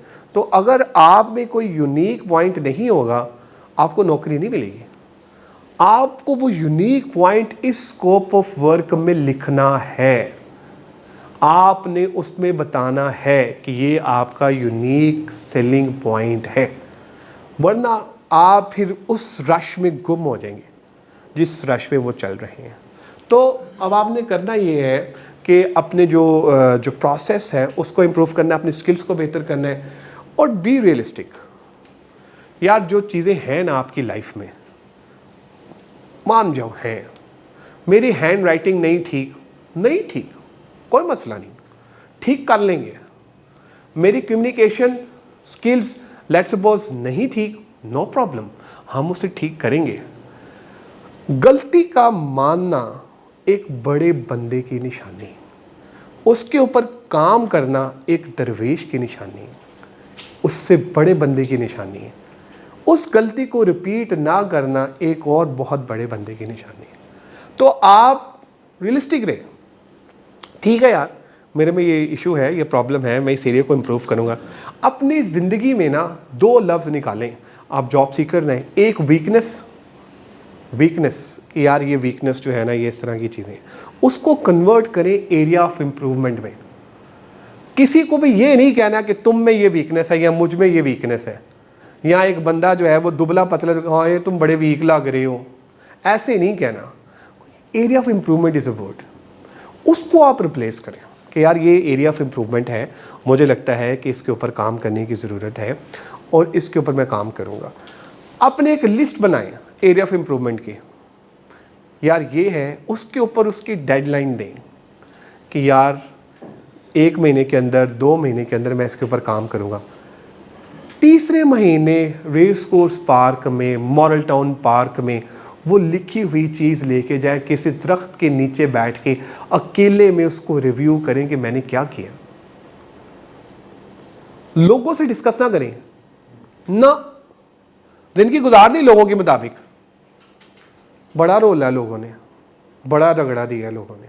अब जो ज़िंदगी गुजारनी है ना, अल्हम्दुलिल्लाह अपने इस्लाम के मुताबिक, अपने रिलीजन के मुताबिक, और मतलब अभी भी आगे अल्हम्दुलिल्लाह हम जो कर रहे हैं, और जो हमने लाइफ गुजारनी है, जो चीज़ें हमने देखनी है, वो यही देखनी है यार कि मैं अपने आप को किस तरह बेहतर कर सकूं। अच्छा जी, अगला है ऑर्गेनाइज्ड। अच्छा, जब आपने ऊपर चीज़ें बना ली हैं तो स्प्रेडशीट एक बना लें, अपनी एक्सेल की एक शीट बना लें जिसके अंदर ही आप अपने सारी चीज़ें जो है वीकली गोल लिखते रहें। मिसाल है, मैं एक वीकली गोल देता हूँ। मैंने ये कहा कि मैंने अपनी कम्युनिकेशन स्किल्स बेहतर करनी है, तो मैं वीकली गोल ये है कि इतने लेक्चर जो हैं वो मैं सुनूंगा, सुनने के बाद उस दोस्त से मैं इसको डिस्कस करूंगा जो मुझे गाइड भी कर सके, या मैं हसन साहब से या किसी और बंदे से मैं रब्ता करूंगा जो कि मुझे बताया कि कम्युनिकेशन स्किल्स को किस तरह बेहतर करना है। तो आपने वीक के गोल बनाने, मिसाल एक और है, आप ये कहते हैं यार कि मैंने अपना वेट रिड्यूस करना है, आप उसके ऊपर काम करेंगे। अच्छा, अब आपने वीक का गोल बनाया कि यार देखो मैंने वीक के अंदर इन 10 ऑर्गेनाइजेशंस में अप्लाई करना है, उसकी मैंने एक लिस्ट बनाई है। लिंक्डइन पे आप जाएंगे ना, तो लिंक्डइन पे ना आप एक डाटा प्रिपेयर कर सकते हैं हर इदारे का कि कौन सा इदारा कहाँ है। आप लिखिए वहाँ पे मैन्युफैक्चरिंग कंपनीज इन लाहौर, वो आपको एक पूरी लिस्ट दे देगा। लिस्ट से मुराद है कि वो सारी डिटेल है, आप लिस्ट आपको खुद बनानी पड़ेगी एक्सेल पे, उसको आप नीचे लिखते जाएं। जब आप एक्सेल पे एक शीट बना लेंगे, उस एक्सेल की शीट पे आप लिखेंगे कि देखें जी मैंने इस ऑर्गेनाइजेशन में अप्लाई किया, फलां डेट को मैंने अप्लाई किया, अभी तक उनका मुझे जवाब आया नहीं आया, आगे का मेरा एक्शन प्लान क्या है। हमें ना ऑर्गेनाइज होना चाहिए, हमें प्रोएक्टिव अप्रोच रखनी चाहिए। हमें नौकरी क्यों नहीं मिलती? क्योंकि हम चल रहे होते हैं धक्का स्टार्ट। हमने कोई होमवर्क नहीं किया होता। जब होमवर्क नहीं किया होता तो हम कह रहे होते हैं पाकिस्तान है ही ऐसा मुल्क, हम कह रहे होते हैं यार इदारे में सिफारिशी हैं। भाई हमने अपना खुद काम नहीं किया हुआ। आपने कहाँ बनाई है मुझे बताइए, वीकली गोल कहाँ है आपके, स्प्रेडशीट कहाँ है? आपने कोई अपना स्केड्यूल बनाया है? स्केड्यूल से मुराद क्या है? मिसाल है, आपने एक जगह पे अप्लाई किया, ठीक है, आपको वहाँ पर इंटरव्यू की कॉल आई, इंटरव्यू के बाद का क्या स्टेप है? आपने इंटरव्यू के बाद उनको एक थैंक्स की ईमेल करनी थी, आपने उनको एक जवाब देना था, आपके ऊपर था, आपने नहीं किया। अब आप ये कह रहे हैं कि यार ऑर्गेनाइजेशन ने मुझे जवाब नहीं दिया। ऑर्गेनाइजेशन के पास टाइम नहीं है। क्यों? पोजीशन होती है एक, सीवीज होती है 1000, तो वो कहां से रिप्लाई करेंगे आपको? अभी क्या हो रहा है, अभी एप्लीकेशन ट्रैकिंग सिस्टम है ETS जिसको हम कहते हैं HR में या रिक्रूटमेंट में, वहाँ पर ना ऑटोमेटेड रिप्लाई आ जाते हैं लोगों को आप रिप्लाई कर सकते हैं कि thank you very much for appearing in an interview, for appearing in a test, और ये इस तरह से, तो वो सारी चीज़ें वहाँ पर आ जाती हैं। लेकिन उसके लिए भी चाहिए होता है कि वो आप उसका वेट ना करें, आप खुद ही अपना स्केड्यूल बनाएं कि यार मैंने फ़लाँ मंडे को मैंने अप्लाई किया लेट्स सपोज पेल में, तो मैंने पेल वालों से रब्ता करना है या मैंने चीज़ें करनी है। वेडनेसडे को मैंने क्या करना है, कौन सी ऑर्गेनाइजेशन है, मैंने क्या करना है, मैंने अप्लाई करना है, मैंने वहाँ CV भेजना है, या फिर मैंने जो है लिंक्डइन का अपना जो लिंक है मैंने देखना है। अच्छा, आपका एक सवाल ये होना चाहिए कि यार सबसे ज़्यादा पाकिस्तान में नौकरियाँ कहाँ नज़र आती हैं कि कहाँ होंगी नौकरी और हम वहाँ अप्लाई कर सकें, ये सवाल होना चाहिए। आपको क्या लगता है कौन सी ऐसी वेबसाइट है पाकिस्तान में जहाँ सबसे ज़्यादा नौकरी होंगी? गुड आंसर, rosie.pk, वंडरफुल है, हाँ लिंक्डइन, और हैं, हाँ न्यूज़पेपर, हाँ। मेरी रिसर्च के मुताबिक जो मैंने ये देखा है ये मिक्स है, लेकिन फिर भी मैं कोशिश करूँ इसको कंक्लूड करने की। व्हाट्सएप के जो ग्रुप्स होते हैं वहाँ पर बड़ी ऑप्शंस आ रही होती हैं आपके पास। लिंक्डइन बहुत इफ़ेक्टिव है, वहाँ पर बड़ी ऑप्शंस आ रही होती हैं। rosie.pk भी बहुत अच्छा है, इंडीड भी बहुत अच्छा है, mustaqbil.com एक वेबसाइट है वो बहुत अच्छी है, वहाँ पर अच्छा रिपीटेशन हो रही होती है। व्हाट्सएप पे भी आपको नज़र आ रही होंगी चीज़ें, रोज़ी पे भी नज़र आ रही होंगी, बाकी जगहों पे भी नज़र आ रही होंगी। तो yes, the LinkedIn is playing an important role. तो जी हमने डिस्कस किया है कि स्प्रेडशीट आप बनाएंगे, वीकली गोल बनाएंगे, जॉब सीकर जो है वो अपने वीकली गोल बनाएगा, उसके बाद स्केड्यूल बनाएगा। अच्छा जी, अब ये है job search prep and process. अच्छा, अब आपने करना क्या है, जो हमने पीछे डिस्कस की उसका ये उससे ये लिंक आ रहा है, वो कह रहे हैं focus first on organization not just openings. भाई जिस इदारे में आपने अप्लाई करना है पहले उस इदारे को देखें कि उस इदारे में क्या है। आपने नौकरी के लिए काम नहीं करना, आपने इदारे के लिए काम करना है। तो फोकस आपका ऑर्गेनाइजेशन की तरफ होना चाहिए। फोकस आपका ये नहीं होना चाहिए कि नौकरी क्या है, ठीक है, due to some extent yes, but the organization is playing an important role. Organization की मालूमात आपको कहाँ से मिलती है, ये मेरा सवाल है, कहाँ से मिलती है? वेबसाइट से मिलती है और सोशल मीडिया से मिलती है, कर सकते हैं आप। विजिट कर सकते हैं, वंडरफुल। और एनुअल रिपोर्ट चैम्बर से मिल जाती है, बाकी और स्टॉक एक्सचेंज से मिलती है। और हाँ, LinkedIn is one of the best, very best website जहाँ से आपको म्यूचुअल कनेक्शन भी मिल जाएंगे, जहाँ से आपको लोग मिल जाएंगे। आपको आइडिया हो जाएगा अगर किसी ने एक पोस्ट लगाई है कि जी delays in the salary is a crime, तो आपको अंदाज़ा हो जाएगा कि यार जिस ऑर्गेनाइजेशन में अप्लाई करने लगा हूँ वहाँ सैलरी लेट मिलती है या वहाँ बंदे तंग हैं। अच्छा, ये एक्यूरेट इन्फॉर्मेशन आपको नहीं आ सकती है, फिर भी आपको थोड़ी रिसर्च करनी पड़ेगी। तो फोकस आपने करना है इदारे की तरफ। जिस इदारे के साथ आप जुड़ेंगे ना, अगर आप फ्रेश ग्रेजुएट हैं, पहली जॉब जो होती है ना वो आपका लॉन्ग टर्म तक एक मार्क बन जाता है, वो साइन बनता है आपके साथ, वो चलता रहता है। मेरी पहली जॉब पेल में थी, तो लोग जब भी मुझे मिलते हैं वो कहते हैं यार पेल में काम किया था आपने, बड़ा ज़बरदस्त था। मैं भी उनको बताता हूँ हाँ यार पेल में अल्हम्दुलिल्लाह काम किया था, तो वो चलता है। अच्छा, पेल में काम करने की जो ऑर्गेनाइजेशन की मैं आपको बात बता रहा हूँ, हाँ तो चीज़ें सीखी बहुत थी वहाँ पे। जब भी आप किसी इदारे में जब आप अप्लाई करें तो आप ये देखें कि आपका लर्निंग कर्व क्या है। पैसे तो इंपॉर्टेंट होते हैं, जब जॉब सीकर अप्लाई करता है ना तो वो वहाँ पे कंप्लीट पैकेज देखता है, वो खाली ये नहीं देखता कि मुझे पैसे कितने मिलेंगे तो मुझे ये चीज़ें, वो कहेगा इन्वायरमेंट कैसा है वहाँ पे, माहौल कैसा है वहाँ पे, और फिर देखेगा जिस बॉस के साथ मैंने काम करना है क्या वो मुझे काम सिखाएगा या दुड़ाएगा। ठीक है ना, एक ऐसे बॉस भी मैंने देखे लाइफ में, मेरी लाइफ में तो नहीं, हमारे और बहुत सीनियर लेवल की पोजीशन, तो कोरोना के दिनों में उनका मुझे फ़ोन चुनाया, बहुत बड़ी कंपनी में काम करते थे, वो अभी जॉब ही ढूंढ रहे थे उस टाइम। तो मैंने कहा क्यों जॉब ढूंढ रहे हैं, जॉब स्विच क्यों कर रहे हैं? कहते यार मैं इतना सीनियर हूँ तो बॉस, मेरा बॉस मुझे कहता है मेरे बच्चों को स्कूल से लेकर आओ। इमेजिन करो, तो बंदों ने कोरोना में मजबूरी के तहत क्या क्या चीज़ें की हैं। तो आई मीन इस तरह की चीज़ें भी चल रही होती हैं। तो सबसे पहले आपने ये करना है कि ऑर्गेनाइजेशन पे फोकस करना है, फाइंड ऑफलाइन जॉब्स एंड और contacts, locate small medium employees in your area. अच्छा, वो कहते हैं फाइंड ऑफलाइन जॉब्स एंड और कॉन्टैक्ट्स। अच्छा, जब आप नौकरी ढूंढ रहे होते हैं मेरे प्यारे भाई, तो हम क्या करते हैं, शर्मो शर्मी ना किसी को बताते ही नहीं हैं। हम ये कहते हैं ओहो इसको मैंने बता दिया ना डंडोरा पीट देगा, यार इसको मैंने बता दिया ये तो कहेगा हाँ अच्छा वाला रिश्ता होने लगा था चाचू की बेटी के साथ, तो भी टूट जाएगा, क्या करेंगे हम।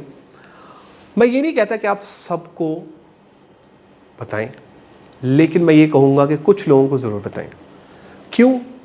जिन लोगों को आप बताएंगे ना वो आपके लिए एफर्ट करेंगे। सबसे पहले तो आपने किसको बताना है, उससे पहले किसको बताना है, किसको?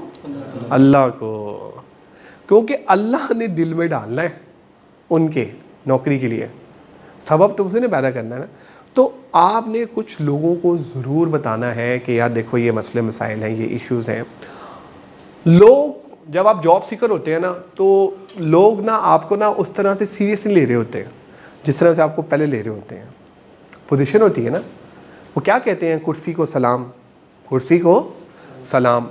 तो वो वाला सीन जो है ना वो चल रहा होता है। तो अब आपने करना क्या है इस केस के अंदर, आपने कॉन्टेक्ट्स अपने एक्टिव रखते हैं, लोगों को आपने बताना है कि यार देखो ये मेरे पास जॉब नहीं है। जो लोग आपके करीब हैं, मैं अक्सर कहता हूँ कि ऐसे लोगों को नहीं बताना जो कि नेगेटिव हैं, जो कि आपकी ज़िंदगी और जीर्ण कर दें, परेशान कर दें। मैं आपको एक जॉब सीकर की कहानी बताता हूँ, फैक्ट है। मेरे पास आया एक बंदा साहब, क्योंकि मैं करियर काउंसलर भी हूँ, लोग आते रहते हैं, आके ना वो रोने लग गया, फैक्ट बिल्कुल रोने लग गया। यंग सा लड़का यार, बड़ा प्यारा सा डिसेंट सा। मैंने कहा क्या हुआ? तो कहता है हसन भाई पिछले 1 महीने से जॉबलेस हूँ, घर मैंने किसी को नहीं बताया कि मेरी नौकरी नहीं है।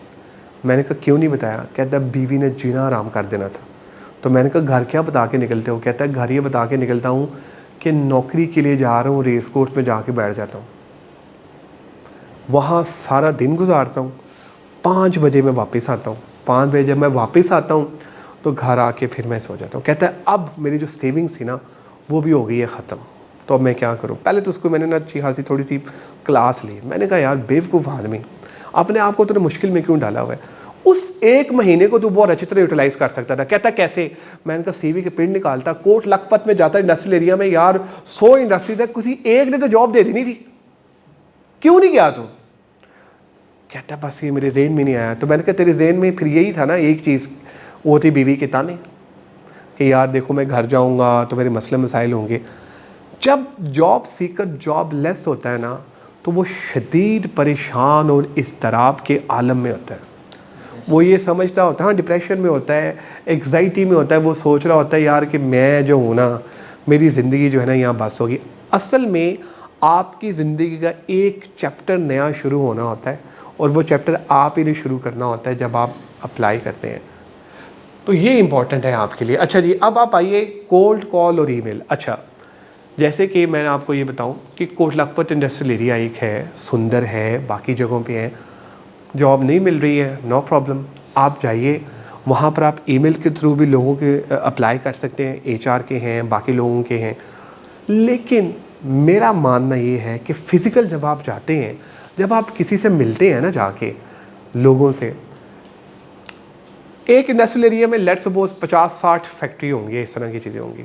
आप 50-60 जगहों पे जब CV देंगे तो 2-3 या 5-6 लोग तो मिल ही लेंगे ना यार। इतना तो आप अपने जहन में लेके जा ही सकते हैं ना कि यार मुझे करना है। हम क्या कहते हैं हम ये कहते हैं मैंने ईमेल कर दी है, मैंने कॉल कर दी है, मेरा काम ख़त्म। काम वहाँ से शुरू होता है, ख़त्म नहीं होता। क्यों? आपने फॉलोअप्स करने होते हैं तरीके से। लोगों के पीछे नहीं पड़ना HR वालों के, मुझे नौकरी नहीं मिली, मुझे नौकरी दो, मुझे नौकरी नहीं मिली, मुझे नौकरी दो। ऐसे नहीं हो सकता। उनके पास भी टाइम की ना अवेलेबिलिटी का इश्यू होता है, बाकी सारी चीज़ें होती है। आपने तरीके से फॉलोअप करना है। तो मैं आपको ये कहूँगा कि जब आप अप्लाई करें तो आप ईमेल्स करें, कॉल ज़रूर करें, लेकिन तरीके से बात करें वहाँ पे जाके। अगला जो है connect with local chamber of commerce. आपका जो लाहौर चैम्बर ऑफ कॉमर्स है उससे भी आप हेल्प कर सकते हैं। वो भी जैसे यहाँ पर भी माशाल्लाह हमारे सेशंस होते हैं, उनसे आप बात कर सकते हैं कि जी देखिए चैम्बर में एक चीज़ बड़ी अच्छी है, मुझे नहीं पता वो मिल सकती है कि नहीं मिल सकती, वो ये है कि डाटा कंपनीज़ का। लिंक्डइन पे भी बहुत अच्छी चीज़ है जो कि मिल सकती है। अगर आपको कोई ऐसा डाटा मिले, कंपाइल डाटा, जो कि कंपनी का डाटा हो, जहाँ पर सारी डिटेल्स हो, कॉन्टैक्ट नंबर बंदे का, मतलब ईमेल एड्रेस हो, तो आप उसको ईमेल करके अप्रोच कर सकते हैं। उसके बाद है जी reach out to faculty advisor, relatives and friends. हमारे कितने लोग ऐसे हैं जो कि यूनिवर्सिटी से पढ़ते हैं और नौकरी के लिए वो दोबारा रब्ता ही नहीं करते किसी से, ना प्रोफेसर से रब्ता करते हैं, ना किसी फैकल्टी से रब्ता करते हैं, क्योंकि वो कहते हैं इन्होंने हमें फंसाया था, इन्होंने हमें कहा था कि यहाँ पे एडमिशन लो, हम तुम्हारी नौकरी कराएंगे। अब वो मुकर गए। अच्छा, अब उनके पास जाते हैं, वो ऑफिस में नज़र नहीं आते, वो कहते हैं हम बिजी हैं। सारे प्रोफेसर या सारे फैकल्टी मेंबर्स ऐसे नहीं हैं। मेरी लाइफ में जो तरक्की का राज है मेरे पेरेंट्स के बाद, वो मेरे साथी का है। वो उन्होंने मेरी बड़ी हेल्प की है, बड़ी सपोर्ट की है। आज मैं इस मुकाम पे हूँ, मैं आके एक लेक्चर डिलीवर कर रहा हूँ जॉब सर्च स्ट्रेटजीज के ऊपर। उसके पीछे सारी उनकी गाइडलाइन है। तो जब मैं भी जॉबलेस था, चीज़ें चल रही थी, तो मैं उनको भी सम टाइम ये कहता होता था कि सर मेरी भी हेल्प करें, सपोर्ट करें, या मतलब मुझे रेफ़र करें। अच्छा, there is a difference between reference. मैंने किसी को रेफ़र किया, हम ये कहते हैं यार सिफारिश की, no no no no no, ऐसा नहीं है। रेफ़र का मतलब ये है कि आपने एक बंदे को इंटरव्यू के लिए रेफ़र कर दिया, यहाँ कहा यार इसका इंटरव्यू कर लो, देख लो, अपने मेरिट पे, वो अपने मेरिट पे देख रहा हो। तो ये चीज़ें हैं। अच्छा, उसके बाद क्या है कि फैकल्टी को आपने बताना है, उनको अप्रोच करना है। एडवाइज़र्स, जैसे मैं एक वर्किंग एज एडवाइज़र, आप मुझे अप्रोच कर सकते हैं। सोशल मीडिया पे मैं अवेलेबल हूँ, हसन फॉर HR आप लिखें, HASSAN, हसन FORHR। इंस्टाग्राम पे मैं अवेलेबल हूँ हसन फॉर HR के नाम से। लिंक्डइन पे मैं हसन रज़ा लिखेंगे आ जाएगा वहाँ पे। फेसबुक पे मैं अवेलेबल हूँ, तो वहाँ पर आप मेरे से एडवाइस ले सकते हैं। सैटरडे संडे को मैं सेशन अपने रखता हूँ, लेकिन वो 1-on-1 सेशन होते हैं, कैमरे के ऊपर होते हैं, तो वो 2 से 3 मैं करता हूँ। वो आप एडवाइज़र्स मेरे जैसे और मेरे से बेहतरीन एडवाइज़र्स, करियर कोच अवेलेबल हैं, लाइफ कोच अवेलेबल हैं, आप उनसे जो है वो बात कर सकते हैं। सॉरी यार मैं ज़रा बैठ जाऊँ थोड़ा सा है, तो आप उनसे जो है वो बात कर सकते हैं, उनसे आप जो है वो पूछ सकते हैं कि किस तरह की चीज़ें चल रही हैं। अच्छा जी, तीसरा क्या था? हाँ, तीसरा है रिलेटिव्स। ओए होए होए, ऐसी गल मैं नहीं मानता रिलेटिव ने, रिश्तेदारों को तो बताना अजाब है वैसे हैं। उनको आप ये बता देना कि ये लड़का जॉबलेस है या कोई घर में कोई फाइनेंशियली क्रंच चल रहा है, प्रॉब्लम चल रही है, तो रिश्तेदार आती ही नहीं। एक फैमिली का मैं आपको वाकया सुनाता हूँ, वो भी जॉब सीकर ही था, हमारे पास आया लड़का, कह रहे सर जब नौकरी थी ना तो रोज़ मेहमान आते रहते थे हमारे घर, बड़ा शुगर लगता रहता था, कज़न भी आते रहते थे, कह रहे वो तू बड़ा सेट है लाइफ में, तू बड़ा ज़बरदस्त जा रहा है, ये बड़ा अच्छा। कहते नौकरी गई तो वो रिश्तेदारों ने मुँह मोड़ लिया, वो आई नहीं। और ये हकीकत है, ऐसा सम टाइम होता है। लेकिन कुछ लोग बड़े अच्छे भी होते हैं, बड़े प्यारे होते हैं, प्यार करने वाले होते हैं, कदरदान होते हैं, तो उनको भी आपने जो है ना बताना है, उनको इत्मीनान में लेना है कि ये इस तरह से है। अच्छा, ये रिलेटिव वाला जो है मुझे लगता है कि ये यूके यूएसए में चल सकता है। अच्छे 10 की तो फांसी जावांगे। नहीं सर, ऐसा नहीं है। अच्छा, हमने अपनी सोच को इस तरह से हाँ, वेरी गुड वेरी गुड, बहुत अच्छे हैं चाचू, बड़े अच्छे होते हैं, तायाबू बड़े अच्छे होते हैं। हाँ, वेरी सर, भाई के लिए तालियां यार, वंडरफुल। नहीं ये सही कह रहे हैं, सही से ना ताली बजाओ यार, क्या हो गया यार। हाँ, नहीं ये बिल्कुल ठीक कह रहे हैं, ऐसे ही है, ये बिल्कुल ये हमारी सोच है जो कि हमें उस तरफ लेके जाती है। Agreed agreed. आगे चलें जी। फिर आपने बताना है दोस्तों को, अच्छा फ्रेंड्स को, कि आपने जो दोस्त है वो वाले दोस्तों को बताना जो आपको ये ना कि चंगा है तेरी नौकरी चली गई, तेन पहले कह रहे थे कि तेरे को कुछ नहीं होना। ऐसे दोस्त है, ऐसे दोस्तों को नहीं पता, वो दोस्त नहीं है। वो क्या किसी शायर ने खूब कहा ना कि ना दोस्त है ना रकीब है, नहीं ना कोई दोस्त है, ना कोई दोस्त है ना रकीब है, तेरा शहर कितना अजीब है, यहाँ किसका चेहरा पढ़ा करूँ, यहाँ सब के सब बेसलीब है। ना कोई दोस्त है ना रकीब है। तो किसी एक और ने बड़ा कहा ना, ये जो दोस्त ऐसे नहीं होते हमारे अक्सर जो हमें कहते हैं कि तू नहीं कुछ कर सकता, वो क्या कहता है, दोस्त बनकर भी नहीं साथ निभाने वाला, वही अंदाज है जालिम का ज़माने वाला। तो एक वैसे दोस्त भी होते हैं, तो आपने उन दोस्तों से जो है ना वो बचना है। ओके जी, आगे चलते हैं जी हम।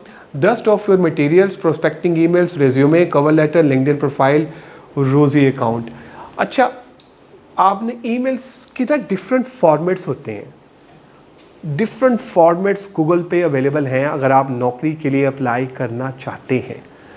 वर्केबल एक वेबसाइट है, वहाँ से आप जाके डिफरेंट फॉर्मेट्स जो है ना वो आप ले सकते हैं, जिसमें आप बता सकते हैं कि आप अगर जॉब के लिए अप्लाई करना चाहते हैं आप किस किस्म की अंग्रेज़ी लिखेंगे, किस पोजीशन की अगेंस्ट क्या क्या चीज़ें होनी चाहिए, वहाँ पर सारे फॉर्मेट्स पड़े हैं, आपको उस फॉर्मेट से देख सकते हैं। उसके बाद है वर्केबल, वर्केबल हाँ। उसके बाद है अगला resume, CV. CV is playing one of the most important role आपकी इस पूरी जॉब स्ट्रेटजीज में। आपका सीवी आपका इतना अच्छा और पोटेंशियल सीवी होना चाहिए कि वो आपको इंटरव्यू की कॉल तक ले जाए। उसके बाद तीसरी चीज़ है कवर लेटर। कवर लेटर बड़ा सपोर्टिंग होता है, 1 पेज का कवर लेटर होना चाहिए। मेरे पास कुछ फॉर्मेट्स पड़े हैं, इसके बाद मैं आपको वो फॉर्मेट भी शेयर कर दूंगा। मैंने एक पूरी वेबसाइट, मैंने डिफरेंट वेबसाइट्स जो है ना उनके लिंक्स भी रखे हैं, वो मैं आपको सारी चीज़ें दिखा दूंगा। अब we are running out of time. LinkedIn की प्रोफाइल, भाई लिंक्डइन की प्रोफाइल जो है ना सब बना लें और इसको इस तरह यूज़ करें जिस तरह आप फेसबुक यूज़ करते हैं, इंस्टाग्राम यूज़ करते हैं, बाकी सोशल मीडिया के प्लेटफॉर्म यूज़ करते हैं, इसको इस तरह करें। रोज़ी का अकाउंट, रोज़ी का जो अकाउंट है वो बनाएं। उसमें आप ये देखें कि आप किस तरह से जाके वहाँ पर किस तरह से आप वहाँ पर जाके जो है अप्रोच कर सकते हैं ऑर्गेनाइजेशंस को। रोज़ी में बहुत सारी चीज़ें बेहतर हैं, कुछ एरिया ऑफ इम्प्रूवमेंट हैं ज़रूर, लेकिन बहुत अच्छी है। मुझे भी जब मैंने अपने करियर का स्टार्ट किया था तो मुझे भी 1-2 अपॉर्चुनिटीज़ वो रोज़ी के थ्रू ही मिली थी। तो रोज़ी थ्रू मतलब ये कि मैंने वहाँ अप्लाई किया तो मुझे वहाँ से कॉल्स आ गई। तो ये आपको काफ़ी 100% चांस है कि चीज़ें जो है ना वो बेहतर हो जाएगी। रोज़ी में भी। अच्छा, उसके बाद क्या है कि expand your network, talk to the people, ये हम डिस्कस कर चुके हैं, लोगों से आप बात करें, नेटवर्क अपना बढ़ाएं, नेटवर्किंग के ऊपर आपने काम करना है। देखें, शादी पे चले जाना, किसी कज़न के घर चले जाना, फलां चले जाना, विच इज़ वेरी गुड, होना चाहिए, लेकिन प्रोफेशनल नेटवर्क आपका बड़ा इंपॉर्टेंट है। अब देखें हमारे यहाँ क्या हो रहा है, हमारे यहाँ हम लोग ना नेटवर्किंग नहीं करते हैं, लोगों से मिलते नहीं हैं। ऑनलाइन बड़ी यार चीज़ें अवेलेबल हैं, आप वहाँ पर जाके कर सकते हैं। मिसाल देता हूँ मैं आपको कि go to where they are virtual fairs, information session, virtual conferences. Expo centre Lahore में है, हर वीकेंड पे कुछ ना कुछ होता रहता है, कोई ना कोई नई चीज़, कुछ चीज़ें सीखने को, कोई एक्सपोज, कोई सेक्शन, सारी चीज़ें हो रही होती हैं। फ्यूचर फेस्ट हुआ अभी, उससे पहले बड़ी चीज़ें हुई, नहीं जाते हम, प्रायोरिटी नहीं है ना। सी पाकिस्तान आ रहा है, प्रायोरिटी नहीं है ना। प्रायोरिटी क्या है? आर्किडियन कैफ़े, हाउडी, इफ्तार party, this is the priority. और फिर हम कहते हैं कि नौकरी नहीं मिलती। हम नेटवर्किंग उन लोगों के साथ कर रहे हैं जो कि हमारे साथ हमारे गोल्स को मैच नहीं कर रहे, हम उसके साथ नेटवर्किंग कर रहे हैं। तो जब आप अपनी प्रायोरिटी नहीं चेंज करेंगे, जब आप ये कहेंगे कि मैंने तो सिर्फ़ और सिर्फ लीवाइस के कपड़े पहनने हैं, बाकी सारी चीज़ें करनी है, लेकिन मैंने अपने नॉलेज पे काम नहीं करना, मैंने अपने आप को अपग्रेड नहीं करना, तो फिर नौकरी नहीं मिलेगी भाई, फिर आपको कपड़े ही मिलेंगे, फिर आपको खाने ही मिलेंगे। तो फिर आप यही सोचेंगे, फिर इस तरह से होगा। तो आपके लिए ज़रूरी है कि आप ये जो फेयर्स हैं, जॉब फेयर्स हैं, एक्सपो सेंटर में सारी चीज़ें चल रही हैं। अच्छा, ऑनलाइन बहुत सारी चीज़ें अवेलेबल हैं मेरे भाई, यूट्यूब पे आप सर्च करें, आपको बहुत सारी चीज़ें मिलेंगी। लेकिन मैंने आपको बताया प्रायोरिटी नहीं है ना, प्रायोरिटी हमारी डिफरेंट है। आज हम बड़े मोटिवेटेड हैं, आप माशाल्लाह सारे बड़ा अप्रिशिएट कर रहे हैं, जो ही कमरे से बाहर निकलेंगे हवा ख़त्म, वो मोटिवेशन ख़त्म। क्यों? हम मोटिवेटेड एज ए कॉम बड़ी जल्दी हो जाते हैं, लेकिन हम डिसिप्लिन में ज़रा मार खाते हैं। आप जिम में जाते हैं ना, तो वो जिम में पता क्या कहता है आपको, वो जिम में जाते हैं तो जिम में कहता है कि यार ये वेट उठाओगे तो इसका ये सारा मसला होगा, लेकिन अपनी डाइट कंट्रोल करना, डाइट डिसिप्लिन है। इसी तरह हम मोटिवेशन ये चीज़ें सीख लेते हैं इस पूरे सेशन में। जब हम बाहर जाते हैं तो हम डिसिप्लिन्ड नहीं रहते, जब हम डिसिप्लिन्ड नहीं रहेंगे तो फिर हम चीज़ें हमारे काम ही नहीं आ सकती। ओके, तो आपने करना ये है कि short versus long term 40 year career मतलब एक डिफरेंट चीज़ है। लोकेशन प्रायोरिटीज में नेक्स्ट में चलते हैं। टेक एक्शन, कॉन्टेक्ट HR वालों से, रिक्रूटर से आपने रब्ता करना है, फ्रेंड्स के साथ रब्ता करना है, फैमिली फैकल्टी हो गई है, create a relationship for a newsletter. Alumni अगर आप हैं किसी भी ऑर्गेनाइजेशन के, तो प्लीज़ वहाँ पर आप ज़रूर जाइए, वहाँ पर आप जो है उनकी हेल्प और सपोर्ट ज़रूर मांगे अगर आप एलुमनाई हैं। उसके बाद एलुमनाई पता है ना क्या होता है? अच्छा, उसके बाद आपने क्या करना है, अप्लाई ऑनलाइन ईमेल और फिर फॉलोअप। अप्लाई कर दिया आपने किसी भी इदारे में, उसके बाद आपने ईमेल के थ्रू अप्लाई किया। अच्छा, फॉलोअप करने का आपका सवाल ही होना चाहिए कि हसन साहब उसी दिन हम फॉलोअप करें, हम क्या करें? नहीं, आपको रुकना चाहिए, 2 से 3 दिन, 3-4 दिन या हफ्ता वेट करना चाहिए। उसके बाद आपको एक फॉलोअप ईमेल, अच्छी सी फॉलोअप ईमेल जो कि मैंने आपको वेबसाइट बताई है वहाँ से मिल जाएगी। वहाँ से आप ईमेल उनको एक रिप्लाई करें और उनको बताएं। अच्छा जी, अब ये क्या है, जैसे हमने बताया रोज़ी। अच्छा, ग्लास डोर का आप लोगों ने सुना हुआ है? कितने लोगों ने सुना है ग्लास डोर का? ग्लास डोर, ये वेबसाइट आपने जाके देखनी है ज़रूर। ग्लास डोर कौन सी वेबसाइट है? ऊंची ज़रा, ग्लास डोर।